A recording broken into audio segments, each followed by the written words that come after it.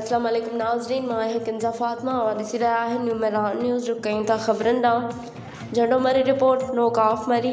Government high school Osman शाहिरी जे हेड master Iqbal मीरजा जे अॻवानी में हाई स्कूल खां प्रेस क्लब ओस्मान शाहिरी ताईं पढ़ंदी सिंध ऐं वधंदी सिंध जे अनवान हेठि रैली कढी वई। उन मौक़े ते government high school Bahar Khan Mirjat, high school Shahnawaz Rajput, high school Raqib Pathan ऐं हाई स्कूल अली शेर मुहाजिर ऐं शागिर्दनि ऐं शागिर्दातनि समेत मुख़्तलिफ़ स्कूलनि जे उस्तादनि ऐं शागिर्दनि रैली में पिणु शिरकत कई। उन मौक़े ते प्रेस क्लब अॻियां ख़िताब कंदे टीईओ मेल नियाज़ हुसैन लिगारी, टीईओ फीमेल मैडम सफ़दर निसा मीरजत, टीईओ मैडम ज़ैनत मीरजत, हेड मास्टर ज़ुल्फ़कार आकलानी, राना अल्ताफ़ सज्जाद हालो उर्स उमरानी, ग़ुलाम मोहम्मद आकलानी ऐं ॿियनि ख़िताब कंदे चयो त सरकारी स्कूलनि में हुकूमत सिंध तरफ़ां मुफ़्त दाख़िला समेत शागिर्दनि ऐं शागिर्दातनि खे मुफ़्त दर्सी किताब ॾिना पिया वञनि, जंहिं सिलसिले में वालिदैन खे बि घुरिजे त पंहिंजे ॿारनि जी सरकारी स्कूलनि में दाख़िला कराइनि ऐं पढ़ंदी सिंध वधंदी सिंध जे अनवान हेठि दाख़िला मुहिम में उस्तादनि सां गॾु पंहिंजो भरपूर किरदारु अदा कनि, जीअं इलाइक़े में पोरियतुनि जा ॿार बि अॻियां निकिरी पंहिंजो मुल्क जो नालो रोशन कनि।